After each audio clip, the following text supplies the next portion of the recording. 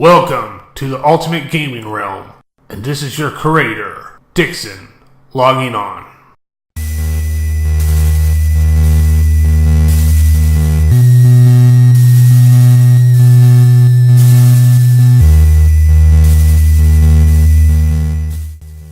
A Nightmare on Elm Street was released in October of 1990, like Friday the 13th, published by LGN. But unlike the Friday the 13th game, which was developed by Atlas, a Japanese video game developer, A Nightmare on Elm Street was developed by Rare, which is a British video game developer. A Nightmare on Elm Street game developed by Rare.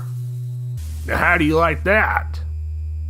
Rare developed A Nightmare on Elm Street game, which of course, just like GoldenEye or the WWF games or Donkey Kong Country, couldn't be added into the Rare Replay compilation for the Xbox One console because it's a fucking licensing issue. And the music for the Nightmare on Elm Street game is done by no other than the regular Rare composer, David Wise. Now that's fucking awesome. But of course, like any other NES game from Rare and LGN, the difficulty in Nightmare on Elm Street is ridiculously hard. But let's see how the Nightmare on Elm Street game is itself. When you start up the game, the title menu has a decent 8-bit rendition of Freddy. Only thing that's odd in the picture is that he seems to have razors sticking out of his fingers, and it doesn't seem like he's wearing a glove with his blades as normal. But whatever. A Nightmare on Elm Street NES game is a platformer like Friday the 13th. Except in Nightmare on Elm Street, it's a side-scroller all around.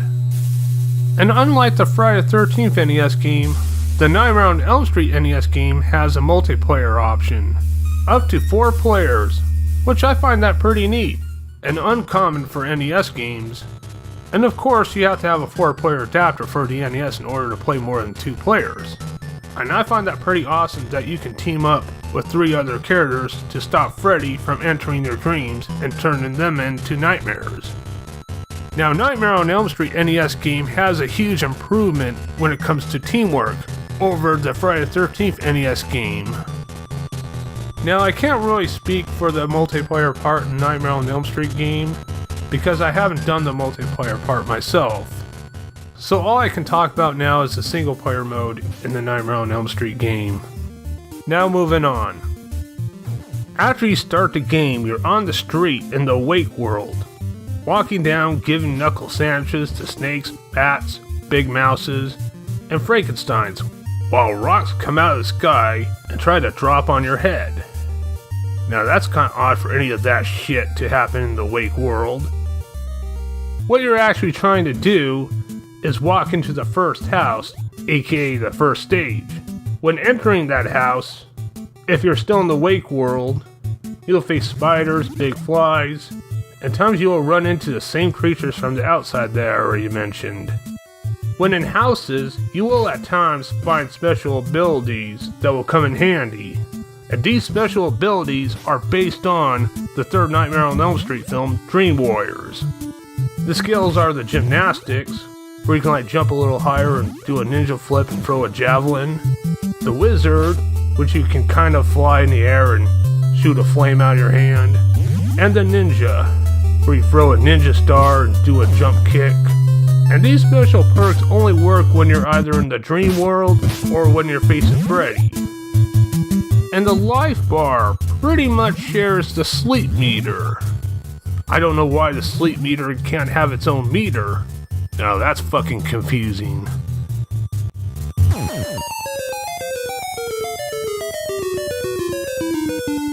And you can enter the dream world from either letting the meter drain or getting hit a few times. And to get back into the Wake world, you would have to find the radio and listen to this rocking tune.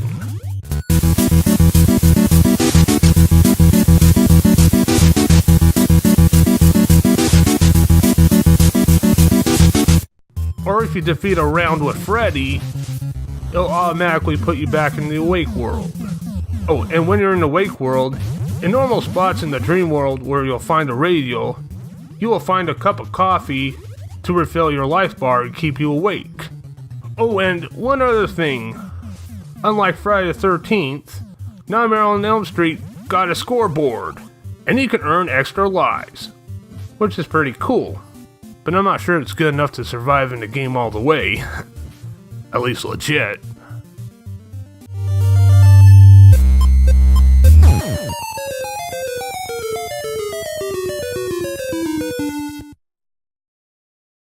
And when you enter the dream world, every creature turns into different type of creatures.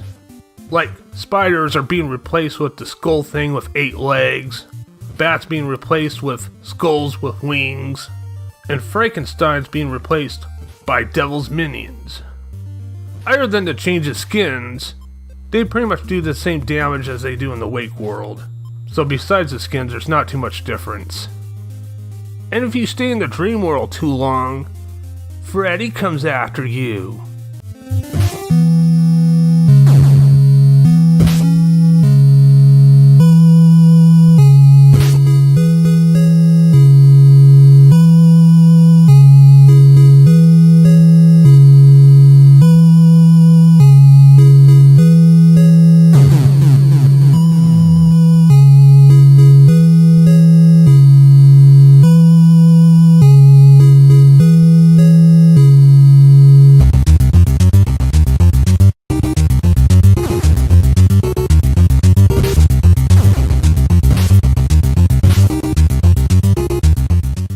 And boy, I didn't realize Freddy was that fucking tall. Tall as Abraham Lincoln, perhaps. And like Jason in the Friday the 13th NES game with its unusual colors, it's the same pattern here in Nightmare on Elm Street NES game. Freddy's wearing red pants. Normally he wears black pants.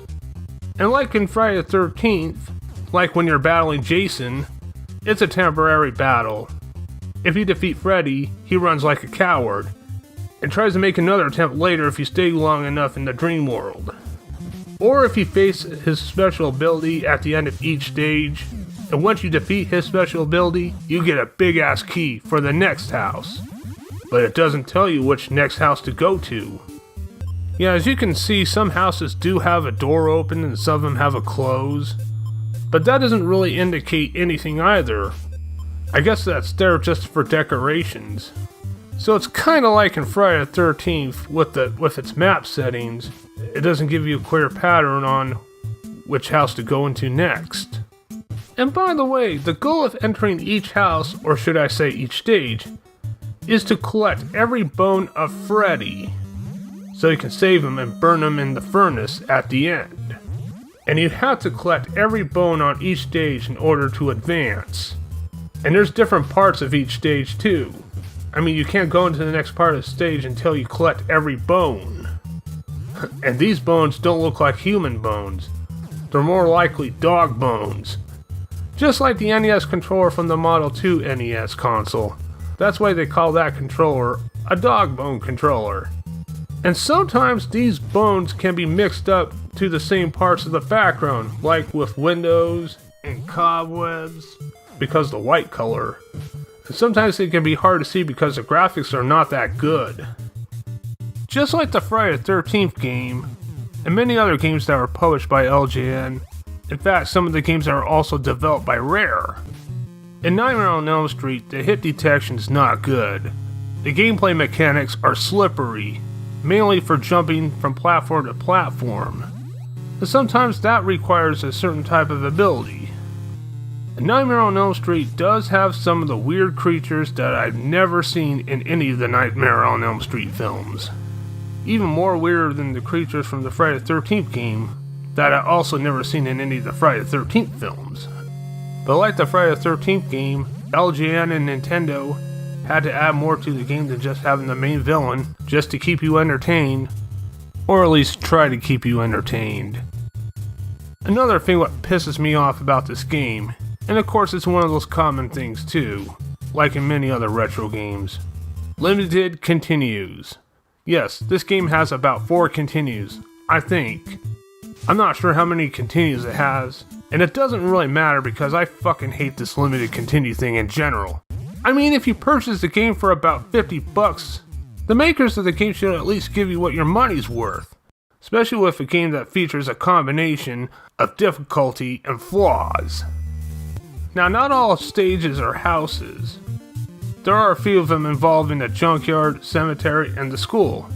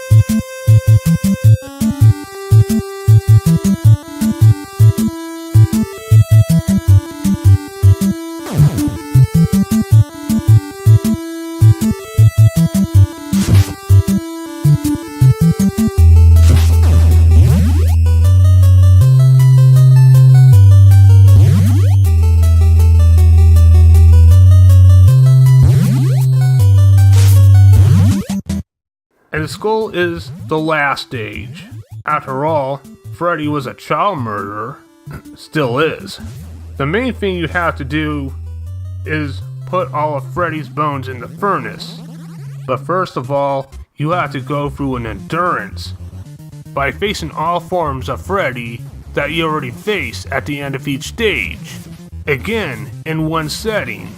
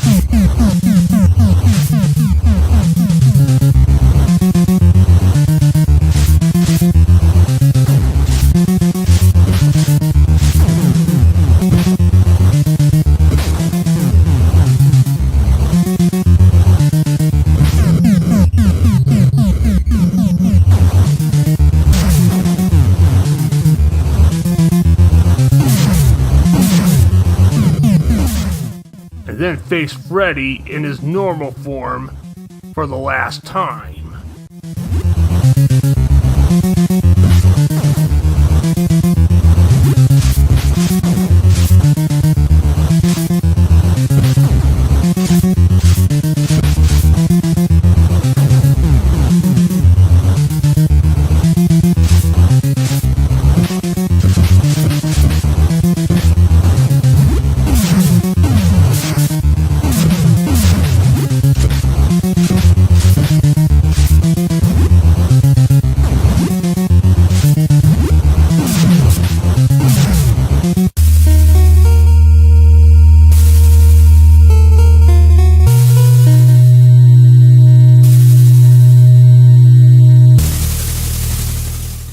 And after you defeat Freddy, you put all the bones in the furnace, and then watch them burn to ashes.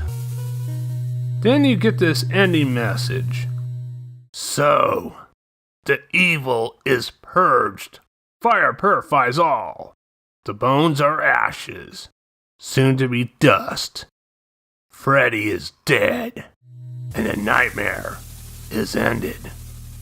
You mean the nightmare has ended? Or has it?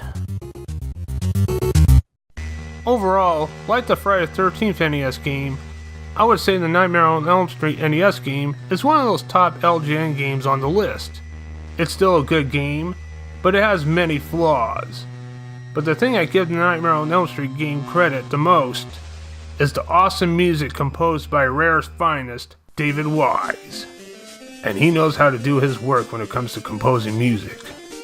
And as far as Nightmare on Elm Street game is concerned, I would give it the same score as the Friday the 13th NES game. I would give them both a 6 or a 7 out of 10. Anyway, thank you very much for watching. Please do subscribe to my Ultimate Gaming Realm YouTube channel.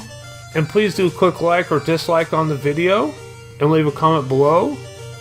And please do join the Ultimate Gaming Realm on social apps like Facebook or Twitter.